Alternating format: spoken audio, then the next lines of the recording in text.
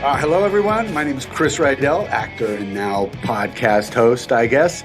That guy you've seen on a million TV shows and movies, but you still do not know my name. And I'm David Allen Bache, actor and sometimes producer. And you also recognize me from lots of films and TV shows, but you probably couldn't name one of them right now if I paid you to. The two of us and our guests are going to let you in on some secrets on how to make it as an actor and share some private stories from the many movies and TV shows that we've worked on.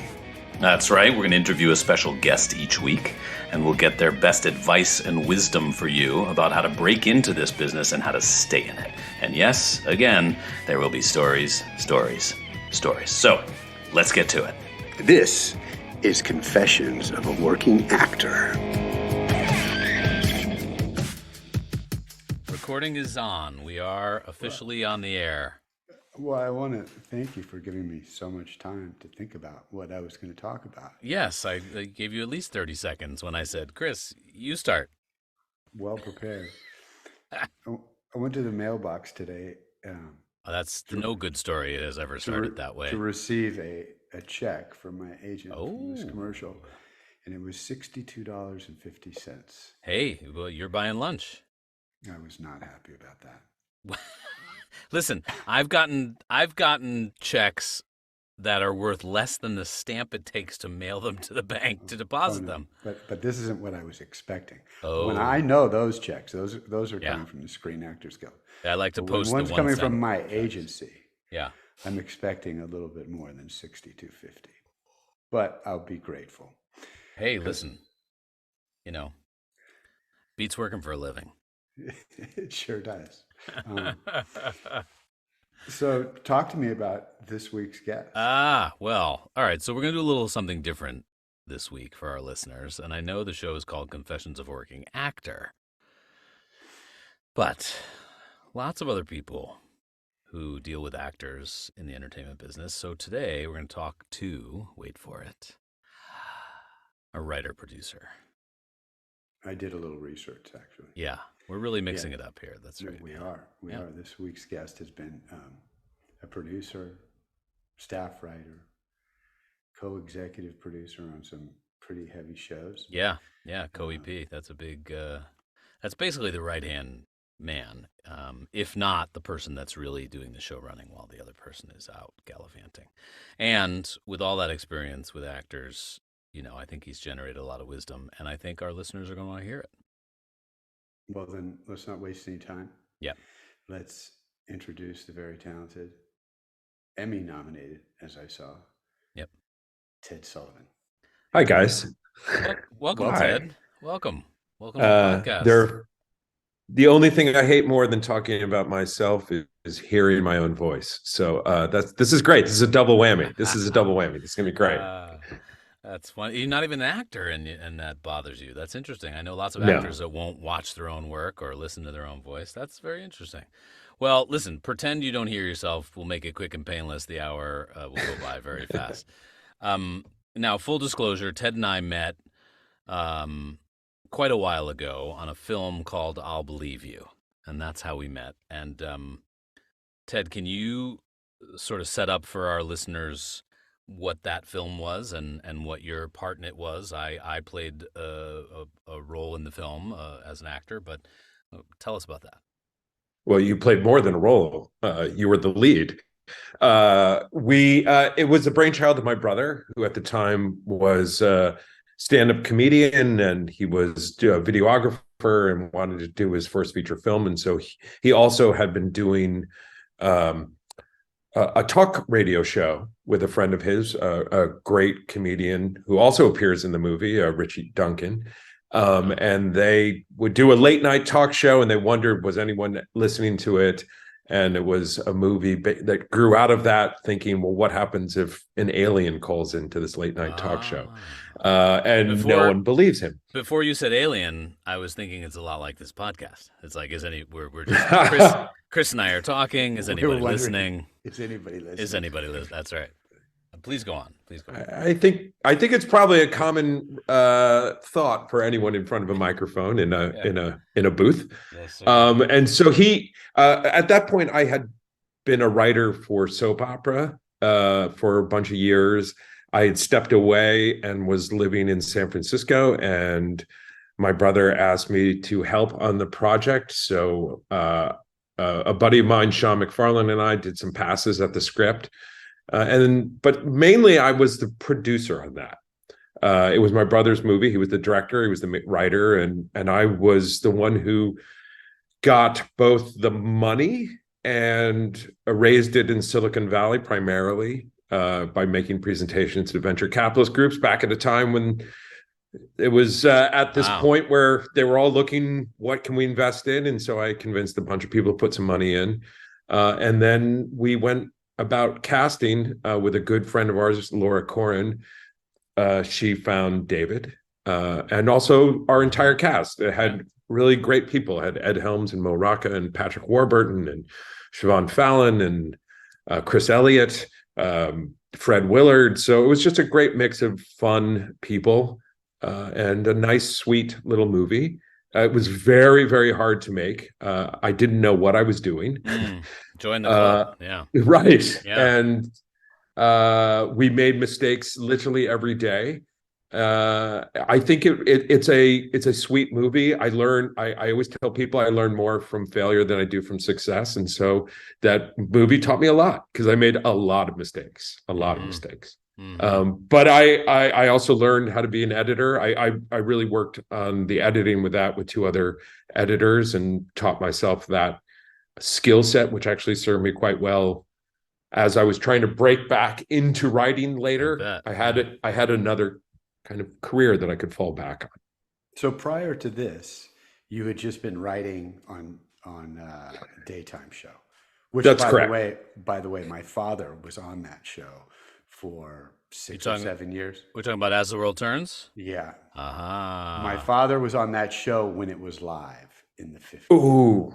Yeah, people don't realize that it was live. It was live all the way up until I think the mid 80s, or the early 80s. It's unbelievable. Yeah.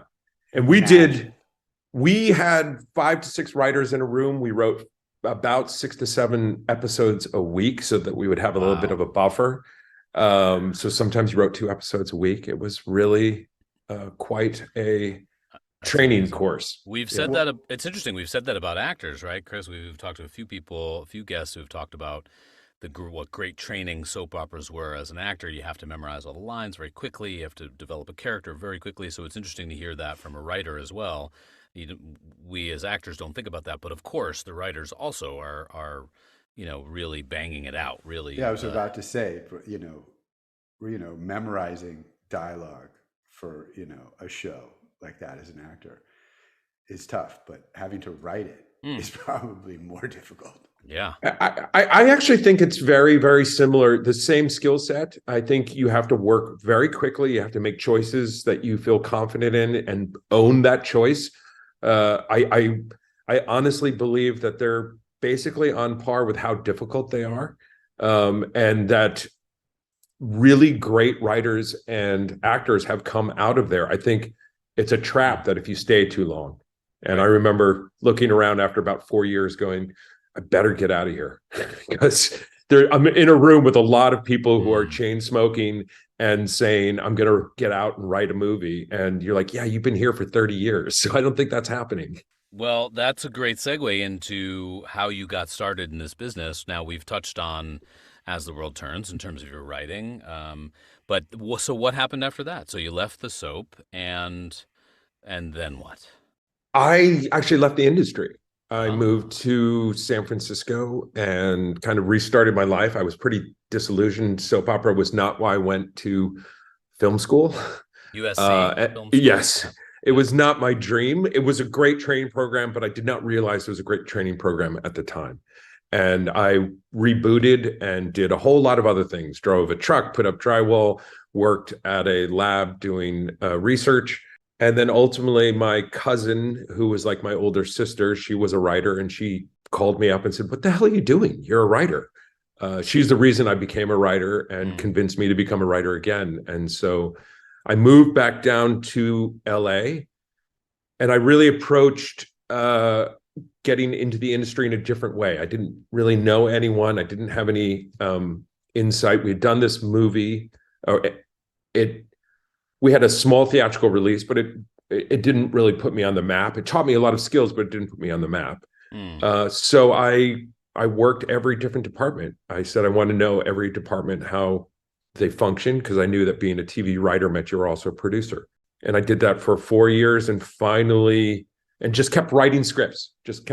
It's the same as when you just keep auditioning and going to class. Like, you just keep writing scripts. I would rent entire seasons of shows and watch them and look how primetime was different from daytime, and studied them, and then worked every department on a crew. I worked grip and camera and sound and electrical, painted sets, bought wardrobe, drove trucks, literally did everything so that I would know every aspect of doing a TV show. What do you feel you did right, and what do you feel you did wrong when you were back then?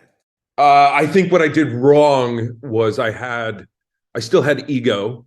I think working the different divisions and different jobs within it made me a little more humble, but I still had that angry, like, why isn't anyone giving me a shot? And I think because I also had a sense of desperation and a sense of, like, the more that I wanted it, the less people wanted to give it to me. And I think that's the same. I think it's the same with acting. Like, when I've been in a room, when actors have been auditioning for me, the more desperate they come across, the more worried I am about what they'll be like on set. Well, there it is. So we talk about this a lot. We talk about, like, you can't walk into the audition room and say, here, hold my baggage for me. Like, here's my emotional baggage. Hold this while I do my audition for a few minutes. And when you come in with that sense of desperation or all your emotional baggage, it's very difficult. So it's great to get confirmation from that, from someone else on the other side of the table, that's in fact true. Yes. It is a fine line, don't you feel, that, like, between caring and not caring? Like, if an actor comes in and you feel that they don't even care, is that, it can be, yes, there's two sides. It's a double-edged sword. Sometimes that's attractive. That's right. That's like, it is attractive, but at the same time, maybe it's not. Sometimes it's not. It's blasé or comes off as arrogant. I think there's a difference between blasé and arrogant and confident. And whether I think the confidence feels good. I think the confidence is what I'm looking for when I'm auditioning someone, especially in person, because you want someone to be able to walk in, especially if you're a guest star or a co-star or an under five. You just want them to walk in, do what they're going to do, hit it, and then not have to worry about them or babysit them on set, because there's so many other things that you have to deal with. And I think when I finally settled into becoming an editor, and I was an editor for about 3 years, I was making a very good living as an editor for ABC, doing all of their big promos and launching shows. And I had just a steady job and was making good money. And I, for the first time in my life, or since soap opera, I hadn't been worried about paying my bills. When I would then still go in to meet with various shows, I just was a lot more calm.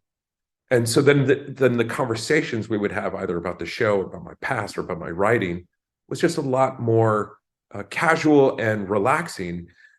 And what I started noticing was, even when I didn't get the job, those showrunners would say, oh, you should meet with this person, or they wanted to share you with other people, and that you got into the network or into the stream of showrunners who are looking for a certain type of person. And once you crack that, you're kind of in the game, as long as you don't blow it. Yeah. And one of the things too we talk about sometimes is the importance of mentorship, the importance of having someone who's done what you want to do, someone to ask questions of, someone who's been around the block. And I firmly know that Waylon Green was someone who meant a lot to you, especially when you were back in that part of your career of sort of getting back into the business, starting out. Can you tell us a little bit about that, either that relationship or what work you did and how Waylon helped you? Of course, yeah. And for our listeners who don't know, maybe just who Waylon is. So. Sure. I mean, I've been lucky. I've had three. I'm looking in my apartment right now, and I have 3 posters on the wall of 3 various mentors that of their movies that they've had. Waylon Green is someone particularly special to me. He wrote The Wild Bunch, wrote movie War Games, was on first seasons of ER, Hill Street Blues, NYPD Blues. Right. He's just an icon. And I was very, very lucky to get in front of him for him to read my stuff. It took him a year to read my stuff, which you have to be prepared for, because people are busy, and I do the same. I try not to do that, but sometimes it falls through the cracks. And he finally called me up one day and he said, "I read your script. Why don't you come into Law and Order and pitch some ideas?" I did.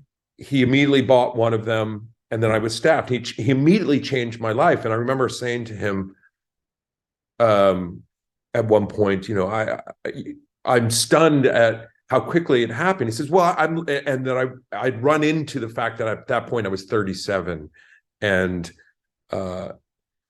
this industry, it doesn't really want people to start at 37, and he said, "Well, I'm actually look for people like that because they've lived other lives other than just come out of film school and immediately go into writing." Right. And he was always an advocate. We did one season, and then the show, it was one of those, we got picked up for 3 more seasons. And then the next day, Dick Wolf and then NBC got in a fight, and then it was canceled. So it was one of those things where I thought, oh, that was my big chance, and now it's gone. But Waylon was very adamant that he was going to help me find other jobs. Well, that's great. And then, I think Chris and I want to get into a little bit about actors and how you see actors and what they mean to you. And, normally we would ask an actor, like, what does it mean to you to be a working actor, right? Based on that's what we're all about. And so we want to get into that in a minute with you. But some of the other shows after that you worked on were Rizzoli Isles, Revenge, Supergirl, Pure Genius, Star Trek, and now Riverdale, right? And so you clearly, these are shows everybody knows. Everyone who's listening is like, most of them, and well, not pure genius. Not pure genius. That's right. Yes. Although great idea, Pure Genius, Yeah. but short-lived, right? Yes. Yeah, most of them everyone knows. And I always love that your self-deprecating humor. Yes. But you've had a chance to work, be on sets with a lot of actors.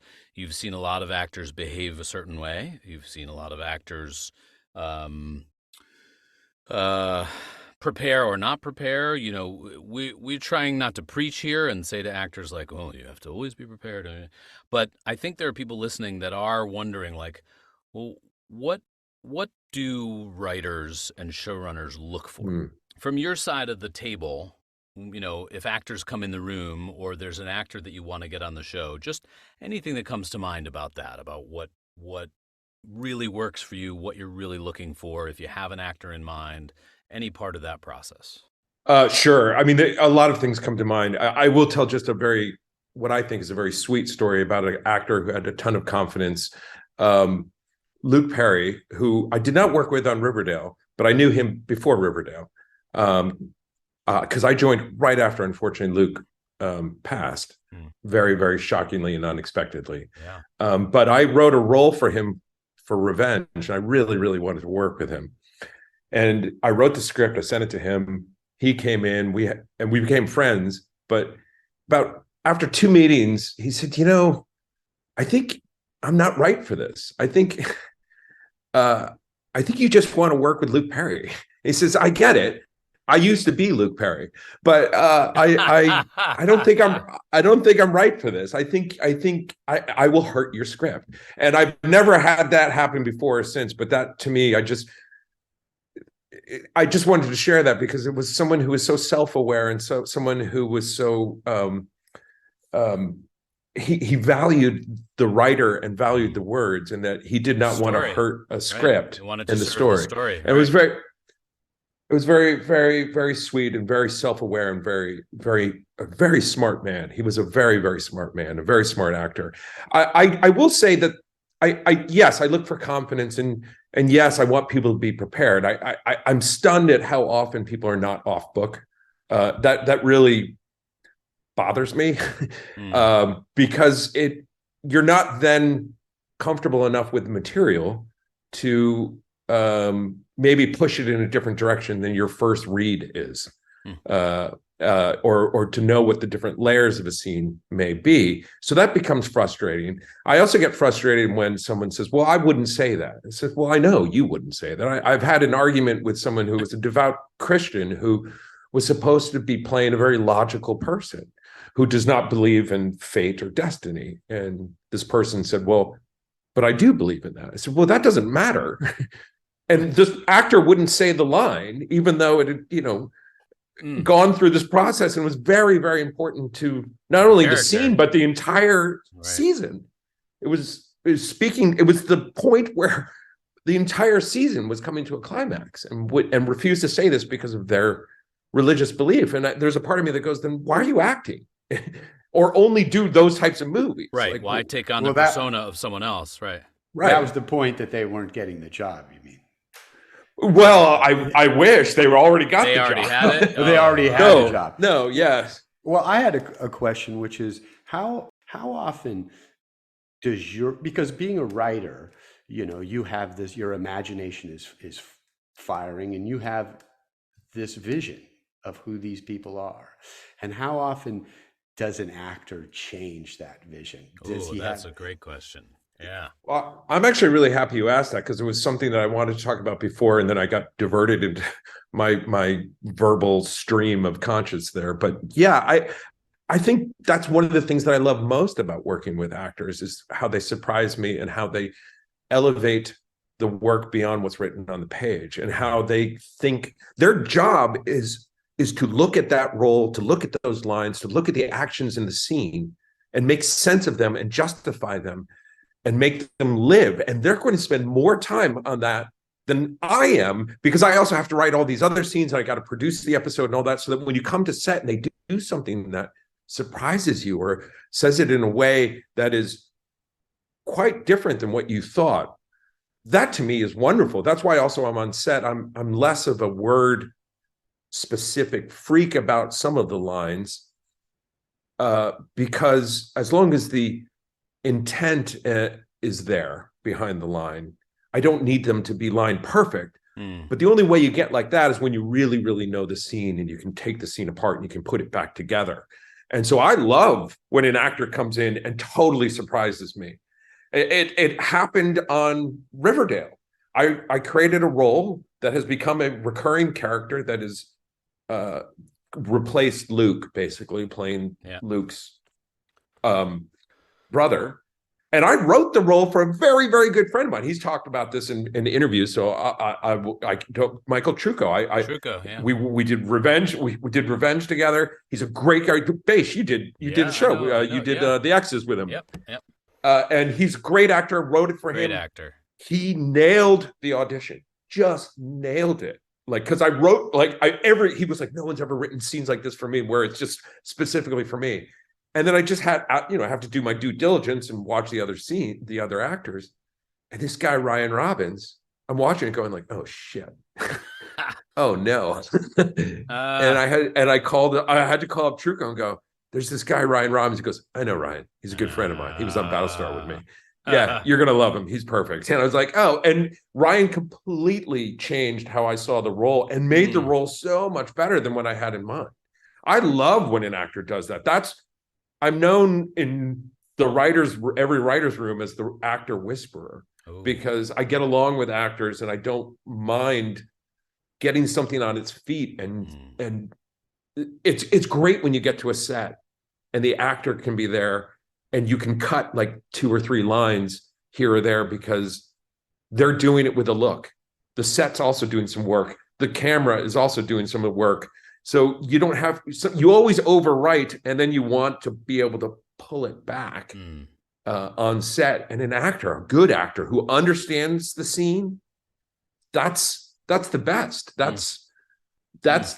Then they're bringing everything, all of their knowledge and all of their skill and all their artistry in a way, in the same way that when a wardrobe person walks in and says, this is the outfit, you're like, oh, great. Well, we can cut 2 of these lines, because that's doing some of the heavy lifting in the scene as well. And you just confirmed what we've talked about, which is, and we've sometimes said it in relation to casting directors, but it's clearly also true about directors and about writers and showrunners, which is the people on the other side of the table of the actors are rooting for them to be the answer to the problem. They want, when you talk about that, even if you have a something in mind, you want an actor to come in and do something that makes you say, that's our person, that's our actor, that's our character, that's what we want. And you're rooting for them. It happened with Beish. When he Ah. walked in that door, we had someone completely different in mind. We had been pursuing another actor. The tone of that It wasn't Trucco, was it? No. No, Okay. no. But it was someone who was on a popular TV show. They seemed Right. to be interested. Right. Beish came in and he did this thing with a chicken bone, sitting there, holding it up, talking about this chicken bone, which was the scene. And my brother and Laura Corrin, who's the casting director, and I were sitting at the table, and we just looked at each other out of the side of our eyes to tell each other, don't get too excited, but this is the guy. It is not what we thought, but this is the guy. And the universe, that is what we know about it could fill a thimble. Exactly. That's right. I still remember the monologue from that movie. That's right. Incredible. So it's a great feeling, right? When they It's a walk great out feeling, and you realize we don't have to do this anymore, Yeah. and we found the guy, Yeah. and everybody's on board, and Yeah. you're not fighting over it. And Ted said something very important too, which is that as actors, sometimes we think, I'm not right for this, right? Or I'll never get this, or they'll never cast me. And in fact, if we were to go in and just be us and with our own unique take on it, that might very well be what makes the writer, the showrunner, the director, the producer say, oh, holy shit, I never thought of it that way. You've just changed my perception of the whole thing. And that goes, and you just nailed something, David. And I will say that it drives me crazy about a lot of TV actors now, especially young TV actors, is that they will stop the scene themselves and go back to, oh no, let me take that back. And you're like, no, you don't know what I'm seeing. So the fact that that you think you either made a mistake or that line reading was wrong, no one's asking you to call cut. That's not your job. That's right. We will, the director and I will look at each other or say, no, let's roll it back. You may have just interrupted something really interesting. That's right. That we weren't expecting. That's right. Or I one time had that. I had a day on a set where I was just struggling to get through this whole scene, and I wanted to go back to the beginning. And I came home. I went to my dad's house, and Sidney Pollack was there, and I was complaining to Sidney, and he says to me, "Chris, the director already knows. He's not on you at that point. He's over here on this guy. He's back over here. He understands when he's doing a master that where he's going to be. You don't have to nail that thing, man. You just need to get through it." And he's going to tell you. It's just, Sidney it's Pollack. incredible. Like as you're learning, I mean, I think that like everybody should edit and direct, and then have an understanding of like when to keep your mouth shut and just to keep going. I had that experience on a show where an actress I was working with, and it was a sitcom, right? So it's not like it's not rocket science. And this actress, who was not really an actress, she was a dancer by trade, and she had just started acting, and she kept saying, okay, so in the scene where the two of you walk in and you're having the conversation at the kitchen island, like I'm back here and I'd really like to be doing something. And the director said, sure, I see there's a dish towel there. Why don't you grab the dish towel and you're wiping the counters, right? That didn't work. And then she's like, well, what if I have laundry that I'm folding? Okay. And then it was like, what if there's vegetables that I'm chopping? Right. And the vegetables got really loud. And finally, the director couldn't take it anymore. He was a very seasoned director. And finally, he just said to her, look, I'm not on you. There's 4 cameras. None of them see you right now. The scene's about these 2 other people. You could chop the fucking vegetables. Just do it silently because I don't even see you. Can we please move on? Which is very interesting. So your idea, Chris, about like if people have edited a little bit, or if they watch carefully when they watch film and TV and get an understanding of editing and directing, that might sink in. That's an interesting point. Yeah. Well, here's just build on that. It's not about everything being perfect and looking perfect. It's about capturing a real moment in certain types of things. If you're doing, Right.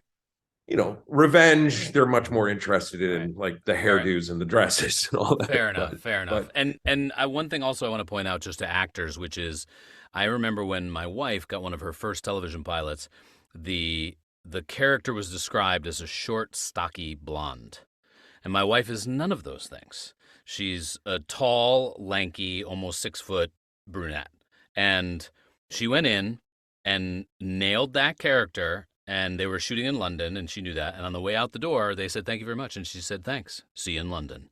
And closed the door. And they were like, "Oh, holy shit. Like, we have to rewrite the whole character." And she played the best friend. And that was it. She was Bellamy Young's best friend. And that was one of her first pilots. And great lesson to actors that you don't know how the writers and the director and the producers see you. Go in, do your thing, let them do their jobs.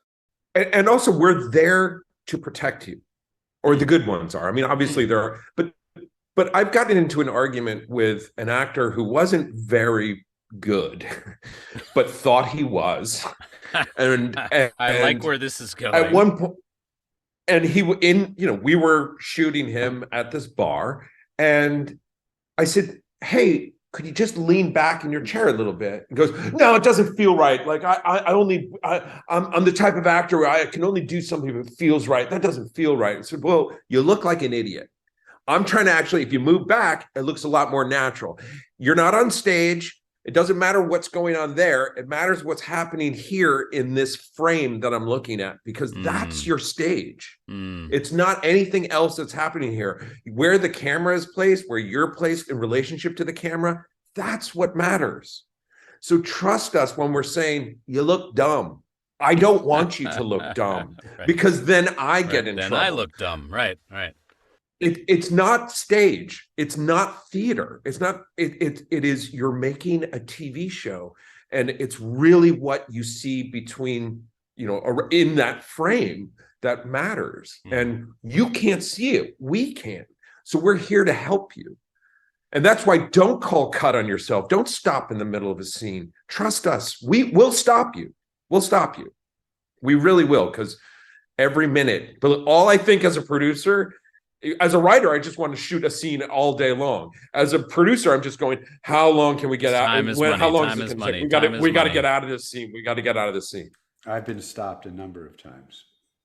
Yep. That's enough. That's enough, Beige. I've heard that too, believe me. I was going to say, could you share with us a positive experience that you had with either an actor or another producer or a director?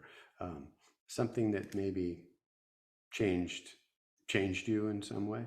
I will say this. I've had tremendous experiences with actors that have changed my life. I've been Michelle Yeoh and I have become extremely, extremely close friends, and have been now for 5 or 6 years. I remember in a very big episode that I wrote, which was the climax of that season. We were going to shoot a very emotional scene.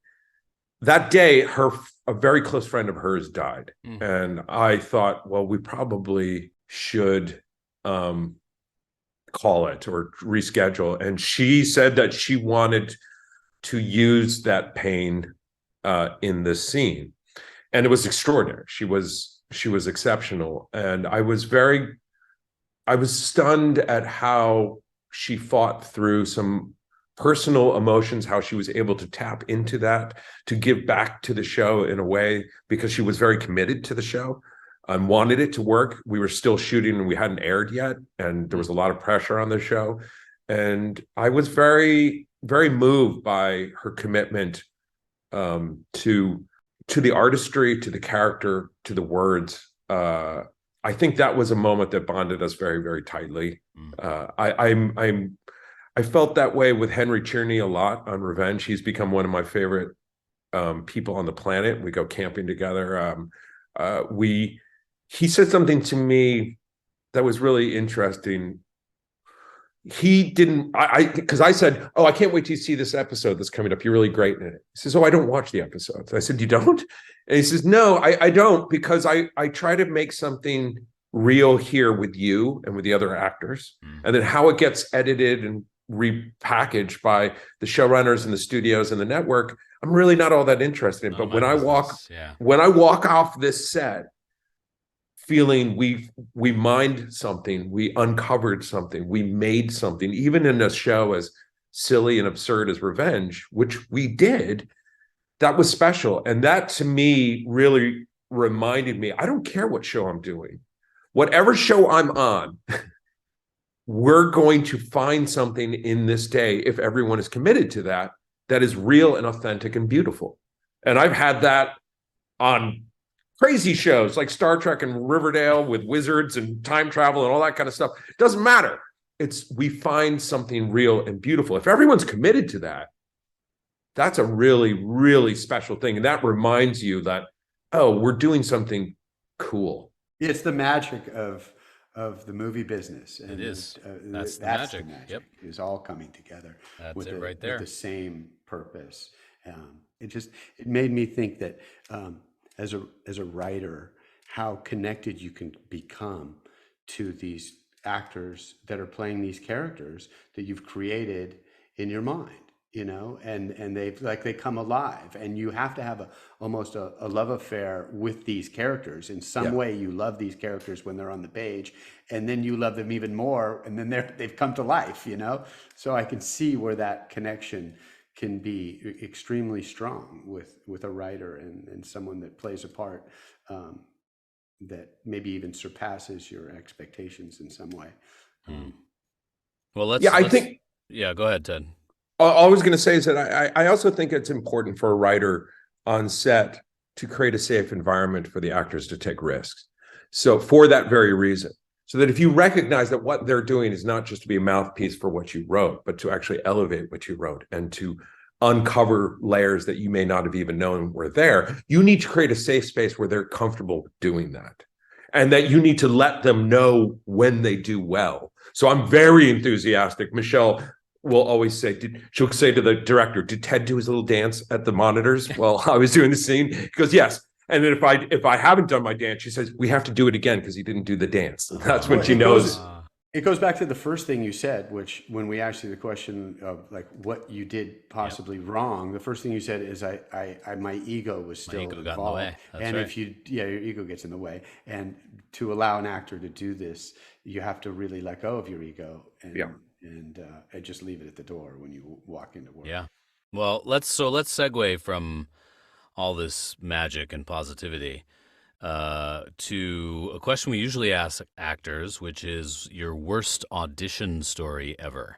And I guess with you as a writer and producer, showrunner, I guess we're wondering maybe what the equivalent of that is. It could be your worst pitch ever at a network. It could be an experience with an actor. That'd help our listeners know what not to do. But something that comes to mind. I see you thinking furiously. There's practically smoke coming out of your ear pods. What is it? I mean, there's two things that jump to mind. One is many years ago when I was trying to get out of soap opera, I had written a movie script, which was this sexy thriller. And I had these pretty bad agents at the time and said, we got someone, they're so excited to meet with you. And I walk in and all the posters are like Free Willy and the Great Panda Adventure. And just like, I'm looking around like, okay. And so I start pitching this story and they just go like, why are you here? And I said, well, my agent set this up. And they're like, no, we do like animal movies. And I went, yeah, all right. It's family. It's not a family show. I'm glad I flew from New York to LA for this meeting. Thanks. This is great. So that was that was one of those where you're like, oof. When I was trying to break into primetime years later, and at this point I was probably 35 or something, because while I was editing, I was still trying to get into being a writer. And even on my first year at Law and Order, that year at Law and Order, I did Law and Order in the mornings, and I would do editing at night because I just didn't trust that it was going to work out. But while I was trying to get in, people would read my stuff. They say, "Oh, this is really great," and then they would find out how old I was to be a staff writer, and they were like, "Yeah, not interested." And I remember like, "Oh, I got this interview for Breakout Kings." I'm like, "What is Breakout Kings?" I was like, "Didn't matter." I watched got all the DVDs, spent all night watching, preparing. On the drive, my manager calls me and goes, "Yeah, they decided to go a different way." And I remember pulling over and I was crying in my car on Santa Monica Boulevard, just bawling, thinking 12 hours ago, I didn't even know what Breakout Kings was. And now I am in a car bawling my eyes out because I didn't even get a meeting. It's so important. And I was like, what is up with this industry? What am I doing? How long am I going to keep doing this? Those are great stories. This is what we do as actors, right? Yeah, we get the that's script, right. like the night before, instantly invested. That's right. And you're like at a bar drinking, like the next day because your agent said it's not going any further. Right. That's right. Right. That's right. Yeah. I really wanted that one. That's right. And you guys, I mean, I think actors, I really respect what actors do because they have to, when they work on an audition, and I've worked with so many of my actor friends on their auditions, you're putting 10, 12 hours sometimes, like preparing for something, thinking about learning the lines, tearing apart lines. How do I say, would you like coffee with that? And that's different from everyone else. Like that's you spend all this time doing it and you never know if someone actually watching or are they just looking at their phone while the tape is playing. It's very frustrating and talked about that. Can be soul crushing. Yeah. Oh, for sure. For sure. So I we usually end on when we talk to actors, your best piece of advice. And knowing that there's actors listening, and I'm sure other writers and what we affectionately call civilians, but knowing there's other actors listening, you've said some really wonderful things. I mean, just your sentiment about the thing you love most about actors when they elevate the script the way you could never have imagined, or that you learn more from your failures than your successes. There's some deep wisdom here, and we love that. If you had to sum up something you'd offer actors from your side of the table, best piece of advice. I would say do as much prep as you can. I feel that there's this kind of wave of younger actors, especially, that think like, I'll just wing it, I'll find it in the moment. Or they think that it's not important enough and they won't put in any effort into it because it's beneath them. And I don't believe anything is beneath you. With exception. I would never want to do porn, but or some like really gross literally beneath you. Yeah. Yes. Right, but I think do the homework. Make it be part of you only by really knowing the scene and the character and the script and the whole script. Don't just read your scenes, read the whole script, because what your character is doing in this scene influences scenes that they're not in. I've had that argument with people. So, well, I don't know what you're talking about. No, it's in this other scene. Oh, am I in that scene? No. Well, then I didn't read it. Well, then why are we having this discussion? Right. Do the homework. Read. All we're asking is read the script, learn your lines, think about what those lines mean. Then you have the option to play with it. You respect the craft. You respect the director. You respect the writer. You respect all of the other artists that are around you, actors and the crew that are around you that don't get to wing it. They all have to do their job at 100%. So do your job at 100%. If you do, people talk about it and remember it. If you don't, people talk about it and remember it.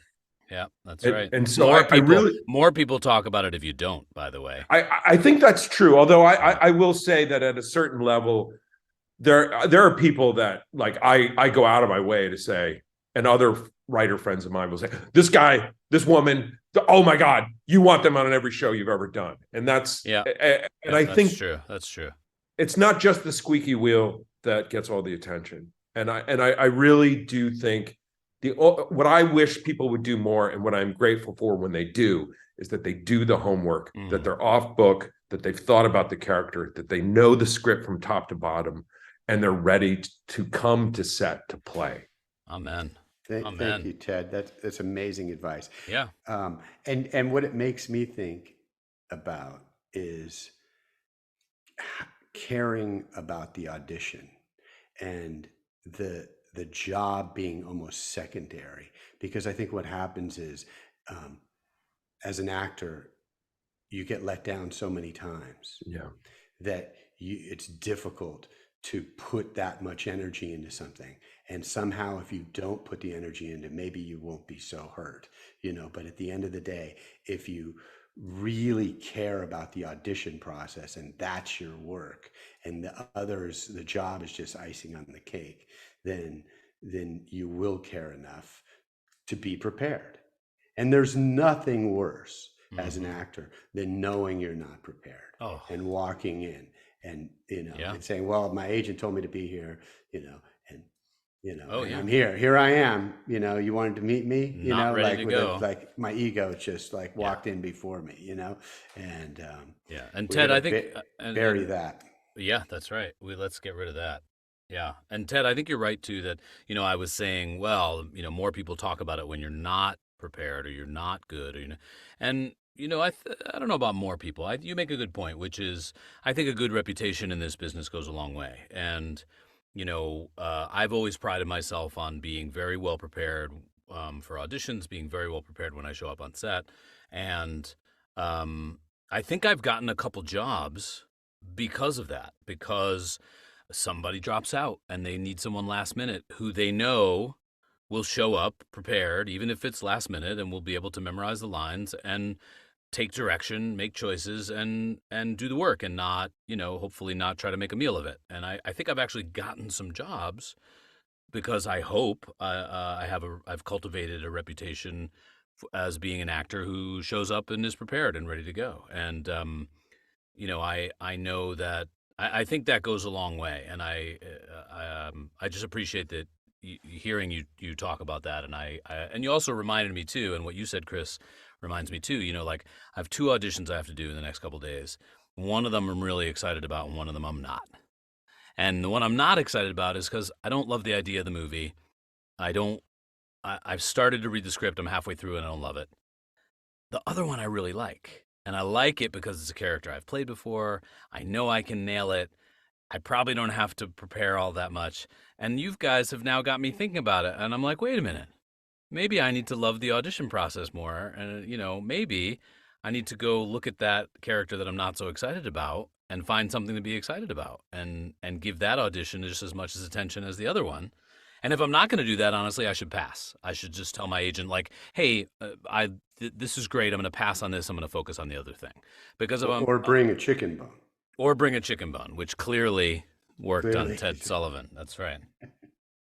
Yeah, I think that's an excellent point. And there have been times where I've been in Video Village and turned to the director and been like, why is she here? Why is she doing this? If she doesn't want to be here, like, go, someone else would have killed for this role, and someone else would be killing it right now. Like, you're not only just making our lives miserable here, you're robbing someone who wants this job and will do this job and appreciate this job. I knew Pure Genius was going to get canceled after the first episode, and it was. I did the 10th episode. I was shooting my episode on the day we were canceled. And that was my first day on set. And I told everyone, guys, we are here to do a show. And I cared about that script. I wrote very personal stuff in it. I made connections with those actors that I still have today, because I was like, we are going to get through this and we're going to make something. And we made a good episode. That's it. If it's worth doing, it's worth doing well. Mm-hmm. Right. Exactly. Amen. Amen. Even if it's daytime. Yeah, that's right. Whatever it is, as actors, we turn our nose up sometimes, and we would do well. Those of us who've been doing this a little while would do well to remember when we first started out, we wouldn't turn our nose up at anything. right? Any chance to set foot on a stage, any chance to be on a set and have a camera pointed in our direction, and that's worth remembering for sure. So thank you for reminding. We used to all do it for free. Yeah, I mean, I think about like how many scripts and short films and all that I spent money to make. Yeah. So I mean, you know, the very fact that we get paid to do this from time to time is miraculous to me. It sure is. It sure is. Thank you for sharing your wisdom. Yes, with thank us. you. And we know you get really getting paid to appreciate write. that. So yeah, go get paid to write Revenge and Riverdale. Sorry, Riverdale and a lot of shows that start with R. Yes. And thank you for joining us. And yes, Chris hit it on the head. Thank you for sharing all that wisdom. That was just a lot of wisdom and a very different perspective than we've had on the show so far, and very much appreciated. Awesome. Well, you guys were great. This was a lot of fun. I definitely will not listen because I'll have to just, unless you can send me just your part so I don't have to listen to my own voice. Right. That would be fine. We'll blank you out. Yes. Yes. We can do that, right, Chris? Yeah. We could do that. Thank you, Ted. I appreciate it. Really. Awesome. Yep. Thanks, guys. Good stuff. Ted Sullivan, writer, producer, co-EP on Riverdale. I'm very excited to see what my friend Ted is going to be doing next. And for all the actors out there, some great advice. Great advice. And tune in next week. Who knows who we're talking to? Big surprise.